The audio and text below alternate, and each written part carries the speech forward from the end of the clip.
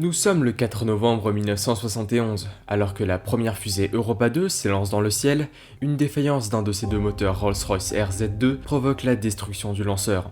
Ce fut le dernier lancement d'une fusée Europa, une famille de lanceurs qui était loin d'être une réussite. Mais l'Europe n'a pas perdu le fil après les échecs répétés de son premier lanceur, et va prouver au monde que la collaboration européenne a un avenir. Bien le bonjour et bienvenue, c'est Yataka qui vous parle, et aujourd'hui on parle du lanceur qui a fait naître le géant du spatial européen, Ariane 1 et ses sœurs 2 et 3.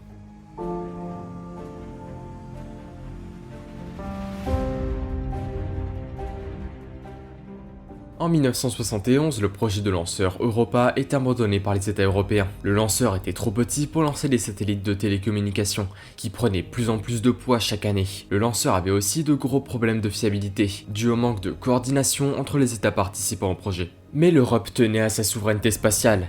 Elle voulait et devait lancer ses satellites avec ses lanceurs. Surtout que de l'autre côté de l'Atlantique, la navette spatiale américaine prévoit de grandement diminuer les coûts de l'accès à l'espace grâce à la réutilisation. C'est en 1973 que 11 États européens commencent à se réorganiser pour concevoir de nouveaux lanceurs. La France est l'un des plus impliqués, c'est de son territoire en Guyane que seront lancés les prochains lanceurs européens. Le projet de lanceur Europa 3B est réétudié sous un nouvel angle. Les premières itérations auraient été trop chères et difficiles à concevoir. Néanmoins, sur la base de Europa, naît le projet de lanceur L3S, un acronyme désignant l'appellation lanceur de troisième génération de substitution. En septembre 1973, les premiers accords sont signés. Cette nouvelle fusée se concentrera principalement sur l'envoi de satellites commerciaux, principalement sur l'orbite géostationnaire ou géosynchrone, des satellites dont l'orbite est synchronisée avec la rotation de la Terre. Les accords ont beau être signés, le lanceur n'a pas encore de nom définitif.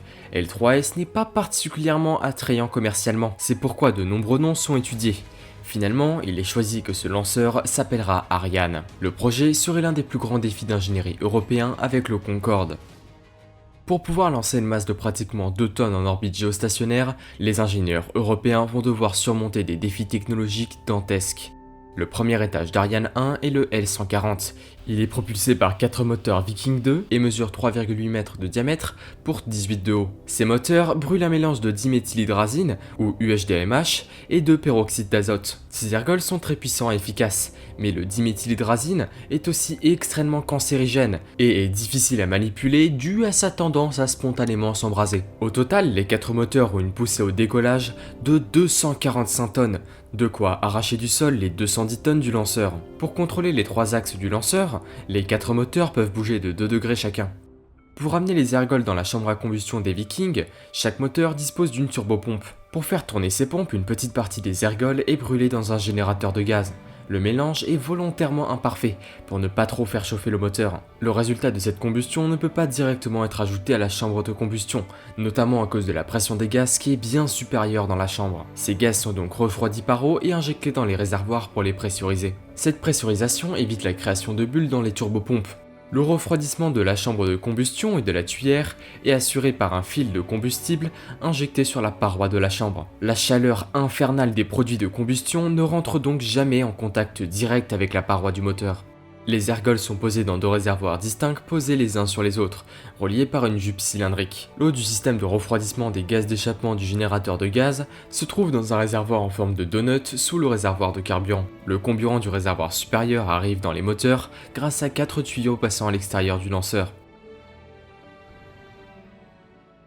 Au-dessus du L140 se trouve le second étage nommé L33, qui lui ne mesure que 2,6 mètres de diamètre, contre les 3,8 du premier étage. Ils sont donc connectés par une jupe d'interétage de forme conique. Cet étage n'est propulsé que par un moteur Viking 4, un moteur globalement similaire au Viking 2, à l'exception que celui-ci est optimisé pour le vide, ce qui lui permet de détendre encore plus les gaz, rendant le moteur plus efficace et plus puissant dans le vide. Contrairement à son homologue du premier étage, ce ne sont pas les produits du générateur de gaz qui pressurisent le réservoir. Cette tâche est réservée à de l'hélium stocké sous pression. Comme sur de nombreux autres moteurs fusées, les gaz du générateur sont simplement évacués via un pot d'échappement. Pour contrôler l'axe de roulis sur lequel un moteur unique ne peut rien, une petite partie des gaz de la chambre de combustion est prélevée pour alimenter des tuyères de roulis, des sortes de petits moteurs dédiés spécialement à la stabilité du lanceur. Le troisième et dernier étage est le plus complexe. Il est propulsé par le moteur européen le plus ambitieux de l'époque, le HM7. Ce moteur a pour particularité d'utiliser comme ergols de l'hydrogène liquide et de l'oxygène liquide. Ces ergols sont très difficiles à manipuler. Premièrement, ces deux ergols ont une densité très différente. Les turbopompes qui les amènent dans la chambre de combustion doivent tourner à des vitesses extrêmement différentes l'une de l'autre. De plus, l'hydrogène s'évapore au-dessus des moins 253 degrés Celsius. Le refroidissement du moteur est donc très complexe, et optimalement l'hydrogène ne devrait pas s'évaporer avant la chambre de combustion. Mais le HM7 n'est pas le premier moteur européen à fonctionner à l'hydrolox. Les prototypes précédents ont offert une expérience suffisante pour entamer le développement d'un tel moteur. C'est un unique générateur de gaz et une unique turbine qui est directement reliée à la turbopompe dédiée à l'hydrogène. Mais la turbopompe à oxygène n'est pas directement reliée à la turbine. L'énergie passe d'abord par un réducteur, pour que le flux de carburant et donc le mélange soit parfait. Un mélange imparfait des ergols pourrait mener à une baisse significative des performances. Mais il reste le problème du refroidissement à résoudre. Tout d'abord, la totalité de l'hydrogène, excepté celui destiné au générateur de gaz, arrive à l'injecteur en passant contre les parois de la chambre et du col de la tuyère. Cette chaleur ne disparaît pas pour autant, elle revient avec l'hydrogène. C'est pourquoi ce cycle de refroidissement est appelé régénératif. La tuyère en elle-même est refroidie par un très faible débit d'hydrogène passant en 242 tubes de 4 mm de diamètre. Cet hydrogène est ajouté au gaz du moteur via 769 micro-tuyères. Ce système est dit à fluide perdu, car il ne participe pas à la poussée. Ces difficultés rendent le moteur complexe et cher, mais en valent le coup. Grâce à ce mélange d'ergols, même avec un cycle ouvert comme le Viking, il a une bien meilleure impulsion spécifique ou efficacité que ce dernier.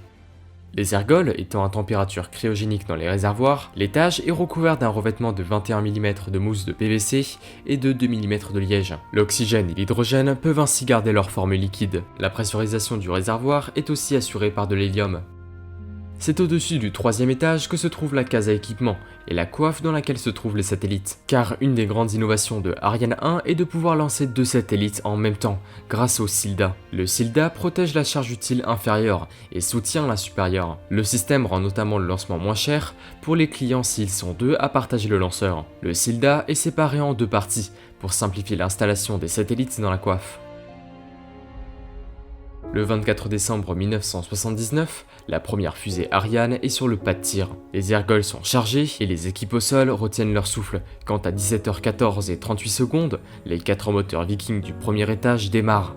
Le lanceur s'arrache du sol, projetant des débris sur son passage. Le simulateur de masse est finalement placé sur la bonne orbite. Le lancement est une réussite. Le second vol transporte 3 satellites expérimentaux vers l'orbite géostationnaire. Cependant, tout ne se passe pas aussi bien. Le lanceur explose au décollage. Après 2 autres vols successifs réussis, les ingénieurs se sentent prêts pour réaliser le premier vol commercial. 2 satellites seront envoyés, et pour la première fois, le SILDA sera utilisé. Après 7 minutes de vol impeccable, le 3e étage s'arrête. Le vol est un nouvel échec. Avec 2 échecs pour 5 lancements, des doutes importants s'élèvent. Une revue profonde de tous les systèmes est effectuée, et toutes les causes potentielles des échecs sont réglées. Le 16 juin 1983, une nouvelle Ariane attend son lancement à Kourou. Encore une fois, 2 satellites de 2 clients différents. Finalement, après 16 minutes et 19 secondes, les 2 charges utiles se séparent. C'est une réussite. Le lanceur réussit 6 autres vols, dont le lancement le plus important est sûrement celui de la première sonde de la récemment créée Agence spatiale européenne, la sonde Gaito, qui survola notamment la comète de Halley. Le jeune lanceur sera remplacé par Ariane 2 et 3 en 1986, des versions plus poussées et plus puissantes. Ariane 3 qui est une Ariane 2 avec des boosters solides et des Viking 5C au lieu de B, et Ariane 2 qui volera pour la première fois 2 ans après Ariane 3, qui est essentiellement une version modernisée de sa grande sœur Ariane 1. 2 autres grands lanceurs vont leur succéder, des lanceurs à la pointe de la technologie de leur époque. Ariane 1 a prouvé au monde que les nations européennes pouvaient collaborer ensemble pour construire ce que nul n'aurait pu faire seul. Leur petite sœur montrera au reste du globe que le fruit de cette collaboration peut dominer le marché et que le lanceur du futur sera peut-être européen.